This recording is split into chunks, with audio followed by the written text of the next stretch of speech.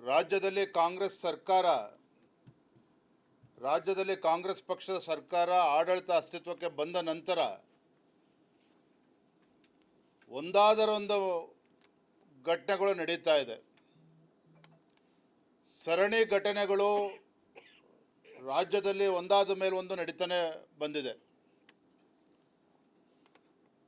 ಮಂಗಳೂರಿನಲ್ಲಿ ಕುಕ್ಕರ್ ಬ್ಲಾಸ್ಟಿಂದ ಶುರುವಾಗಿರ್ತಕ್ಕಂಥ ಘಟನೆಗಳು, ಶಿವಮೊಗ್ಗದಲ್ಲಿ ಟಿಪ್ಪು ಜಯಂತಿಯ ಮುಖೇನ ಹಿಂದೂ ಮನೆಗಳಿಗೆ ನುಗ್ಗಿ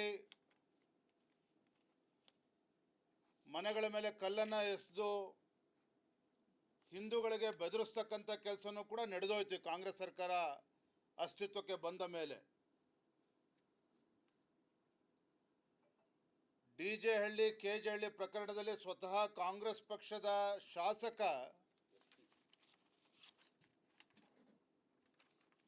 ಗೃಹ ಮಂತ್ರಿಗಳಿಗೆ ಒತ್ತಾಯವನ್ನು ಮಾಡ್ತಾರೆ.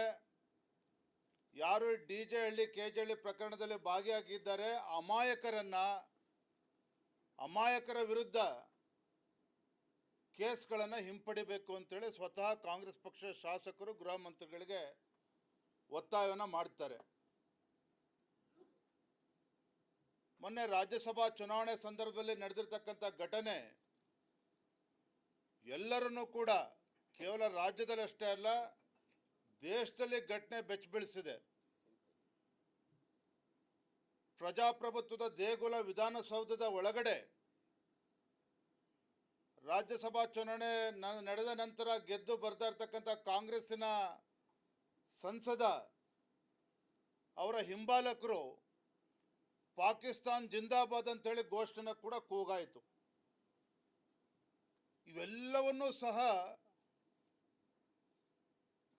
ರಾಜ್ಯದಲ್ಲಿರ್ತಕ್ಕಂಥ ಕಾಂಗ್ರೆಸ್ ಸರ್ಕಾರ, ಮಾನ್ಯ ಮುಖ್ಯಮಂತ್ರಿಗಳು, ಮಾನ್ಯ ಉಪಮುಖ್ಯಮಂತ್ರಿಗಳು ಡಿ ಕೆ ಶಿವಕುಮಾರ್ ಅವರು, ಇವರ ಮಂತ್ರಿಮಂಡಲ ಸಂಪೂರ್ಣವಾಗಿ ಸಹಿಸ್ಕೊಂಡು ಬಂದಿದೆ.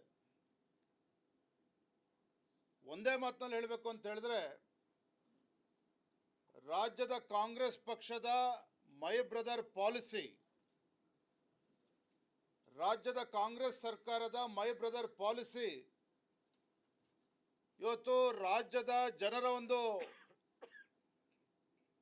ರಕ್ಷಣೆಯ ವಿಚಾರದಲ್ಲಿ ಒಂದು ದೊಡ್ಡ ಯಕ್ಷ ಪ್ರಶ್ನೆ ಇವತ್ತು ಉದ್ಭವ ಆಗಿರ್ತಕ್ಕಂಥದ್ದು. ರಾಜ್ಯದ ಕಾಂಗ್ರೆಸ್ ಪಕ್ಷದ ಒಂದು ನೀತಿಗಳು ಈ ನಾಡಿನ ಕನ್ನಡಿಗರ ಒಂದು ಸುರಕ್ಷತೆಗೆ ಇವತ್ತು ಒಂದು ದೊಡ್ಡ ಪ್ರಶ್ನಾರ್ಥಕ ಚಿಹ್ನೆಯನ್ನು ಹುಟ್ಟಾಕಿರ್ತಕ್ಕಂಥದ್ದು. ಇವತ್ತು ರಾಮೇಶ್ವರಂ ಕೆಫೆನಲ್ಲಿ ನಡೆದಿರ್ತಕ್ಕಂಥ ಬ್ಲಾಸ್ಟ್ ಸ್ವತಃ ಮುಖ್ಯಮಂತ್ರಿಗಳೇ ಹೇಳಿದ್ದಾರೆ, ಇದು IED ಬ್ಲಾಸ್ಟ್ ಅಂತಕ್ಕಂಥದ್ದು. ಸ್ವತಃ ಮುಖ್ಯಮಂತ್ರಿಗಳೇ ಇದನ್ನು ಒಪ್ಕೊಂಡಿದ್ದಾರೆ. ನನಗನ್ನಿಸ್ತದೆ, ಮೊನ್ನೆ ವಿಧಾನಸೌಧದಲ್ಲಿ ನಡೆದಂಥ ಪಾಕಿಸ್ತಾನ್ ಜಿಂದಾಬಾದಿನ ದೇಶದ್ರೋಹಿ ಘಟನೆ ನಡೆದಿದೆ, ಅದರ ಮುಂದುವರಿದ ಭಾಗವಾಗಿ ಇವತ್ತು ರಾಮೇಶ್ವರಂ ಕೆಫೆನಲ್ಲಿ ಇವತ್ತು ಬ್ಲಾಸ್ಟ್ ಆಗಿರ್ತಕ್ಕಂಥದ್ದು. ಎಲ್ಲೋ ಒಂದು ಕಡೆ ಕಾಂಗ್ರೆಸ್ ಪಕ್ಷದ ತುಷ್ಟೀಕರಣದ ರಾಜನೀತಿಗಳೇನಿದ್ದಾವೆ, ರಾಜ್ಯದ ಆಡಳಿತ ಪಕ್ಷ ಕಾಂಗ್ರೆಸ್ ಸರ್ಕಾರದ ಈ ತುಷ್ಟೀಕರಣದ ಅಲ್ಪಸಂಖ್ಯಾತರನ್ನ ಓಲೈಸ್ತಕ್ಕಂಥ ಈ ಸರ್ಕಾರದ ನೀತಿಗಳೇನಿದೆ, ಇದೆಲ್ಲೋ ಒಂದು ಕಡೆ ರಾಜ್ಯದ ಸುರಕ್ಷತೆಗೆ ಒಂದು ಗಂಡಾಂತರವನ್ನು ತಂದಿದೆ ಅಂತಕ್ಕಂಥದ್ದು ಮೇಲ್ನೋಟಕ್ಕೆ ಗೊತ್ತಾಗ್ತದೆ. ನೋಡಿ, ಎಂಥ ದುರಾದೃಷ್ಟ ಅಂತ ಹೇಳಿದ್ರೆ, ನಾವು ರಾಜ್ಯದಲ್ಲಿ ಇವತ್ತು ವಿಧಾನಸೌಧದಲ್ಲಿ ನಡೆದಿರ್ತಕ್ಕಂಥ ಘಟನೆ ವಿರುದ್ಧ ನಮ್ಮ ವಿರೋಧ ಪಕ್ಷದ ನಾಯಕರ ನೇತೃತ್ವದಲ್ಲಿ ಶಾಸಕರು ವಿಧಾನಸೌಧ ಒಳಗಡೆ ಪ್ರತಿಭಟನೆ ಮಾಡ್ತೇವೆ. ಗೃಹ ಸಚಿವರು ಹೇಳ್ತಾರೆ, ನಾವು FSL ರಿಪೋರ್ಟ್ ಬಂದ ಮೇಲೆ ಅವ್ರ ವಿರುದ್ಧ ಕ್ರಮವನ್ನು ಕೈಗೊಳ್ತೇವೆ, ನಡೆದಿದೆಯೋ ಇಲ್ಲ ಅನುಮಾನ ಇದೆ ಅನ್ನೋ ರೀತಿಯಲ್ಲಿ ಬೇರೆ ಬೇರೆ ಮಂತ್ರಿಗಳು ಕೂಡ ಇದ್ರ ಬಗ್ಗೆ ಹೇಳಿಕೆಯನ್ನು ನೀಡಿದ್ದಾರೆ. ಆದರೆ ತಮಗೆ ಗೊತ್ತಿರಲಿ, FSL ರಿಪೋರ್ಟ್ ಯಾವ ರಿಪೋರ್ಟ್ಗೋಸ್ಕರ ರಾಜ್ಯ ಸರ್ಕಾರ ಕಾಯ್ತಾ ಇತ್ತು, FSL ರಿಪೋರ್ಟ್ ಇವತ್ತು ಬೆಳಗ್ಗೆ ಬಂದಿದೆ. ಈ FSL ರಿಪೋರ್ಟ್ ಇವತ್ತು ಪಾಕಿಸ್ತಾನ್ ಜಿಂದಾಬಾದ್ ಕೂಗಿರ್ತಕ್ಕಂಥದ್ದು ಸತ್ಯ ಅಂತೇಳಿ ರಿಪೋರ್ಟ್ ಬಂದಿರತಕ್ಕಂಥದ್ದು ಕೂಡ ಮುಚ್ಚಿಡ್ತಕ್ಕಂಥ ಕೆಲಸ ರಾಜ್ಯ ಸರ್ಕಾರ ಮಾಡ್ತಾ ಇದೆ. ಎಲ್ಲೋ ಒಂದು ಕಡೆ FSL ರಿಪೋರ್ಟನ್ನು ತಿದ್ದುಪಡಿ ಮಾಡಿ ಮತ್ತೊಂದು ಬೋಗಸ್ FSL ರಿಪೋರ್ಟನ್ನು ತರ್ತಕ್ಕಂಥ ಕೆಲಸ ಮಾಡ್ತದೆ ಅನ್ನುವ ಅನುಮಾನ ನಮ್ಮೆಲ್ಲರೂ ಕೂಡ ಕಾಡ್ತಾ ಇದೆ. ಇವತ್ತು ಕಾಂಗ್ರೆಸ್ ಸರ್ಕಾರ ದೇಶದ್ರೋಹಿ ಚಟುವಟಿಕೆಗಳನ್ನು ನಡೆಸ್ತಕ್ಕಂಥ ದೇಶದ್ರೋಹಿಗಳನ್ನು ಆಂಟಿ ನ್ಯಾಷನಲ್ ಎಲಿಮೆಂಟ್ಸ್ ಮತ್ತು ಆಂಟಿ ಸೋಷಿಯಲ್ ಎಲಿಮೆಂಟ್ಸ್ ಪರವಾಗಿ ಏನು ಮೃದು ಧೋರಣೆಯನ್ನು ಈ ರಾಜ್ಯ ಸರ್ಕಾರ ತೆಗೆದುಕೊಂಡಿದೆ. ಅಲ್ಪಸಂಖ್ಯಾತನ ಓಲೈಸ್ತಕ್ಕಂಥ ರಾಜಕಾರಣವನ್ನು ಇವತ್ತೇನು ರಾಜ್ಯದಲ್ಲಿ ಇವತ್ತು ನಡೀತಾ ಇದೆ ಕಾಂಗ್ರೆಸ್ ಸರ್ಕಾರದಿಂದ, ಇದರ ಪರಿಣಾಮ ಇವತ್ತು ರಾಜ್ಯದ ಜನರು ಇವತ್ತು ಅನುಭವಿಸಬೇಕಾಗಿದೆ, ಎದುರಿಸಬೇಕಾಗಿರ್ತಕ್ಕಂಥ ಪರಿಸ್ಥಿತಿ ನಿರ್ಮಾಣ ಆಗಿದೆ ಅಂತಕ್ಕಂಥದ್ದು ಕಟು ಸತ್ಯ. ನಾನು ಮಾನ್ಯ ಮುಖ್ಯಮಂತ್ರಿಗಳಿಗೆ ಆಗ್ರಹವನ್ನು ಮಾಡ್ತೇನೆ. ರಾಮೇಶ್ವರಂ ಕೆಫೆನಲ್ಲಿ ನಡೆದಿರ್ತಕ್ಕಂಥ ಬಾಂಬ್ ಬ್ಲಾಸ್ಟ್ ಈ ಘಟನೆಯನ್ನು ಗಂಭೀರವಾಗಿ ತೆಗೆದುಕೊಂಡು ತತ್ಕ್ಷಣ NIAಗೆ ಹ್ಯಾಂಡ್ ಓವರ್ ಮಾಡಬೇಕು ಇನ್ವೆಸ್ಟಿಗೇಷನ್ ಅನ್ನೋದನ್ನು ನಾನು ಭಾರತೀಯ ಜನತಾ ಪಾರ್ಟಿ ಪರವಾಗಿ ನಾನು ಒತ್ತಾಯವನ್ನು ಮಾಡ್ತಾ ಇದ್ದೇನೆ. ಕೇವಲ ಭಾರತೀಯ ಜನತಾ ಪಾರ್ಟಿಯ ಪರವಾಗಿ ಅಷ್ಟೇ ಅಲ್ಲ, ರಾಜ್ಯದ ಜನರ ಹಿತದೃಷ್ಟಿಯಿಂದ, ರಾಜ್ಯದ ಜನರ ರಕ್ಷಣೆಯ ದೃಷ್ಟಿಯಿಂದ ಇವತ್ತು ಬೆಂಗಳೂರು ಮಹಾನಗರದಲ್ಲಿ ಅಷ್ಟೇ ಅಲ್ಲ, ಕರ್ನಾಟಕ ರಾಜ್ಯದಲ್ಲಿ ಇವತ್ತು ಜನರು ಇವತ್ತು ಭಯಭೀತರಾಗಿದ್ದಾರೆ. ಹಾಗಾಗಿ I demand honourable chief minister to hand over this investigation to NIA without any further delay.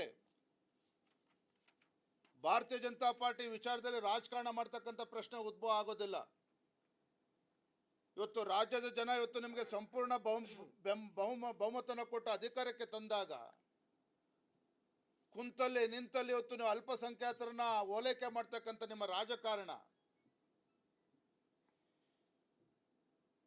ಇವತ್ತು ವಿಧಾನಸೌಧದಲ್ಲಿ ಇವತ್ತು ಪಾಕಿಸ್ತಾನ್ ಜಿಂದಾಬಾದ್ ಅಂತೇಳಿ ಕೂಗಿರ್ತಕ್ಕಂಥವನ್ನು ಕಾಲು ಮುರಿದು ಒಳ ಹಾಕೋದನ್ನು ಬಿಟ್ಟು ನೀವು ಹಿಂದೆ ಮುಂದೆ ನೋಡ್ತಾ ಇರ್ತಕ್ಕಂಥದ್ದು, ಇದೆಲ್ಲರ ಪರಿಣಾಮ ಇವತ್ತು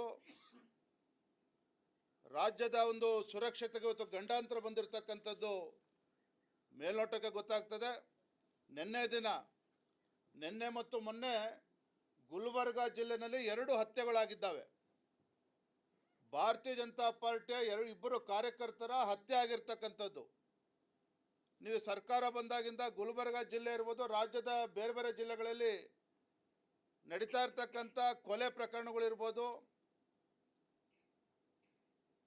ಬೇರೆ ಬೇರೆ ಪ್ರಕರಣಗಳನ್ನು ಗಮನಿಸಿದ್ರೆ ಎಲ್ಲೋ ಒಂದು ಕಡೆ ಕಾಂಗ್ರೆಸ್ ಸರ್ಕಾರದ ಮೃದು ಧೋರಣೆ ಹೊತ್ತು ಕೇವಲ ಭಾರತೀಯ ಜನತಾ ಪಾರ್ಟಿ ಕಾರ್ಯಕರ್ತರಿಗಷ್ಟೇ ಅಲ್ಲ, ರಾಜ್ಯದ ಒಂದು ಸುರಕ್ಷತೆ ಕೂಡ ಇವತ್ತು ಗಂಡಾಂತರ ಬಂದಿದೆ ಅಂತೇಳಿ ನಾನು ಮೇಲ್ನೋಟಕ್ಕೆ ಹೇಳೋದಕ್ಕೆ ಇಚ್ಛಪಡ್ತೇನೆ.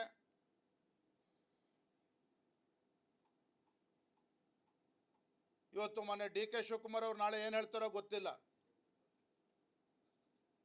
ಮಂಗಳೂರಿನಲ್ಲಿ ಕುಕ್ಕರ್ ಬ್ಲಾಸ್ಟ್ ಆದಾಗೂ ಮೈ ಬ್ರದರ್ಸ್ ಅಂತ ಹೇಳಿದರು.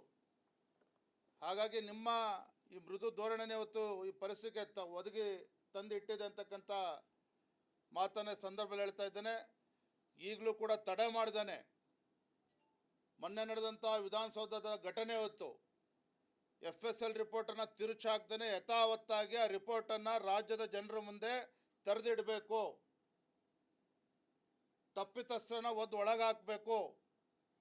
ಇವತ್ತಿನ ಘಟನೆಯನ್ನು ಕೂಡ ಗಂಭೀರವಾಗಿ ತೆಗೆದುಕೊಂಡು NIAಗೆ ಇವತ್ತು ಇನ್ವೆಸ್ಟಿಗೇಷನ್ಗೆ ತತ್ಕ್ಷಣ ಹ್ಯಾಂಡ್ ಓವರ್ ಮಾಡಬೇಕು ಅಂತೇಳಿ ನಾನು ಒತ್ತಾಯವನ್ನು ಮಾಡ್ತಾ ಇದ್ದೇನೆ, ಆಗ್ರಹವನ್ನು ಮಾಡ್ತಾ ಇದ್ದೇನೆ. S,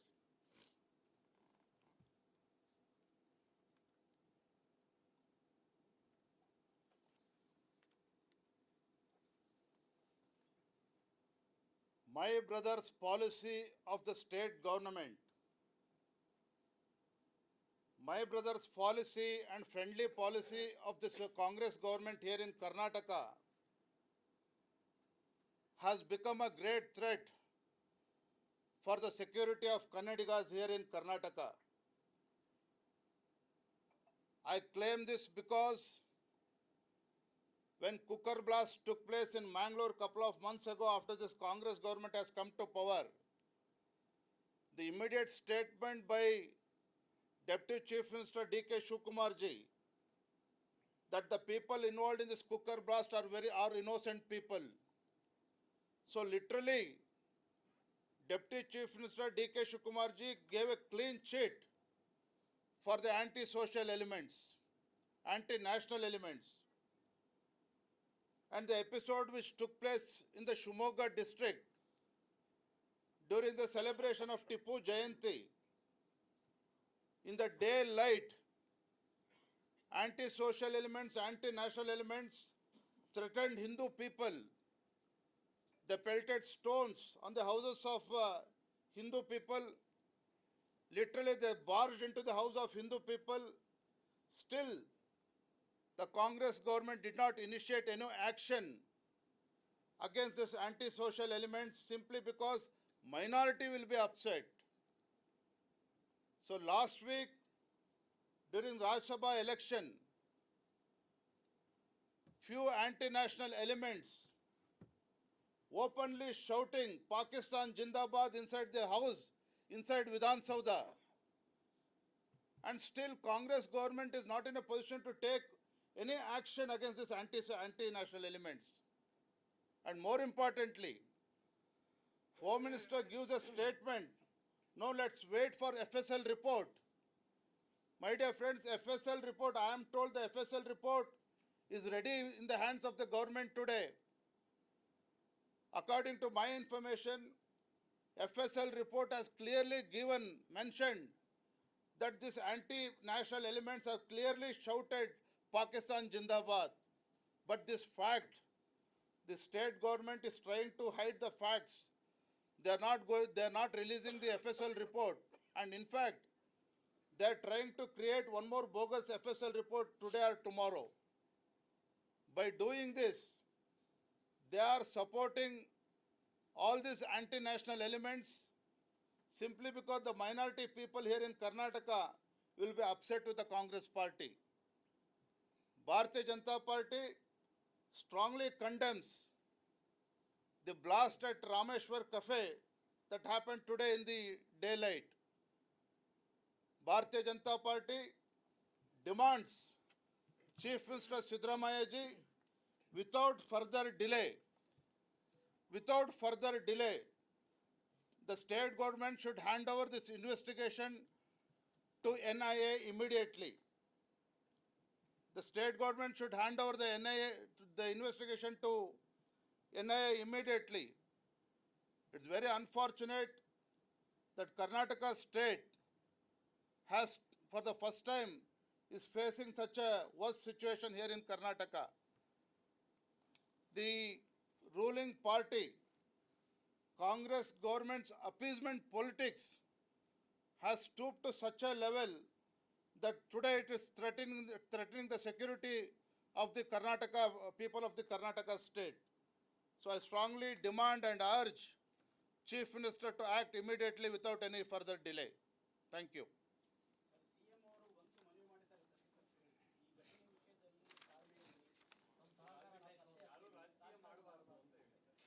See, Bharatiya Janata Party will not stoop to level of doing politics in such episode.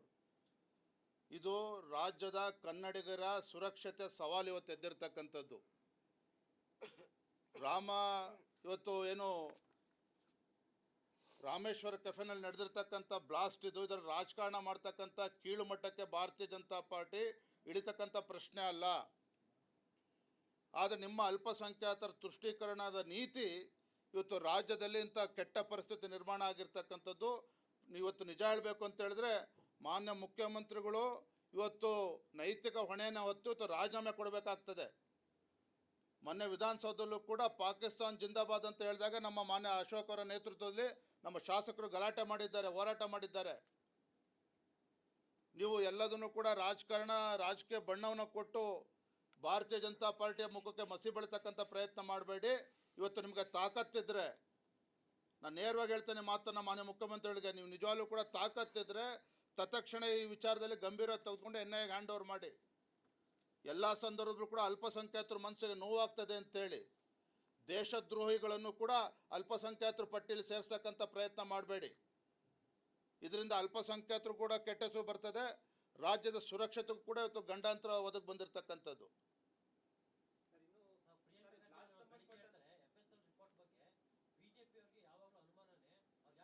ನೋಡ್ರಿ, ನಮಗೆ ದಯವಿಟ್ಟು ಹೇಳಿ, ಪ್ರಿಯಾಂಕಾ ಖರ್ಗೆ ಅವ್ರು ಯಾವ ಪೋರ್ಟ್ಫೋಲಿಯೋ, ಅವ್ರು ಯಾವ ಇಲಾಖೆನ ನಿರ್ವಹಿಸ್ತಾ ಇದ್ದಾರೆ ಅಂತೇಳಿ ರಾಜ್ಯದ ಜನತೆ ಕೂಡ ಅನುಮಾನ ಆಗ್ತಾ ಇದೆ. ಅವರೇ ಮುಖ್ಯಮಂತ್ರಿಗಳ ಥರ ಇವತ್ತು ನಡವಳಿಕೆ ಅವ್ರದ್ದು. ಅರೆ, ಗುಲ್ಬರ್ಗದಲ್ಲಿ ಇಬ್ಬರು ಭಾರತೀಯ ಜನತಾ ಪಾರ್ಟಿ ಕಾರ್ಯಕರ್ತರ ಹತ್ಯೆ ಆಗಿದೆ. ಅವತ್ತು ಕೋಳಿ ಸಮಾಜದ ಒಬ್ಬ ಮುಖಂಡನ ಮೇಲೆ ಒಬ್ಬ ಆತ್ಮಹತ್ಯೆ ಆದರೆ ಒಂದು ದಿನ ಮಂತ್ರಿ ಹೋಗಿ ಅವರ ಕುಟುಂಬಕ್ಕೆ ಸಾಂತ್ವನ ಹೇಳ್ತಕ್ಕಂಥ ಕೆಲಸ ಮಾಡೋದ್ರಲ್ಲಿ ಒಬ್ಬ ಜವಾಬ್ದಾರಿ ಇರ್ತಕ್ಕಂಥ ಮಂತ್ರಿಗಳು ನಡ್ಕೊಳ್ತಕ್ಕಂಥ ರೀತಿನ ಇವತ್ತು ಎಲ್ಲ ಇಲಾಖೆ ಬಗ್ಗೆ ಇವತ್ತು ಮೂಗು ತೋರಿಸ್ತಕ್ಕಂಥ ಪ್ರಿಯಾಂಕಾ ಖರ್ಗೆ ಅವರ ಜಿಲ್ಲೆಯಲ್ಲಿ ಕಾಂಗ್ರೆಸ್ ಸರ್ಕಾರ ಬಂದಮೇಲೆ ಯಾವ ರೀತಿ ನಡೀತದೆ, ಕೊಲೆಗಳು ಯಾವ ರೀತಿ ನಡೀತಾ ಇದೆ,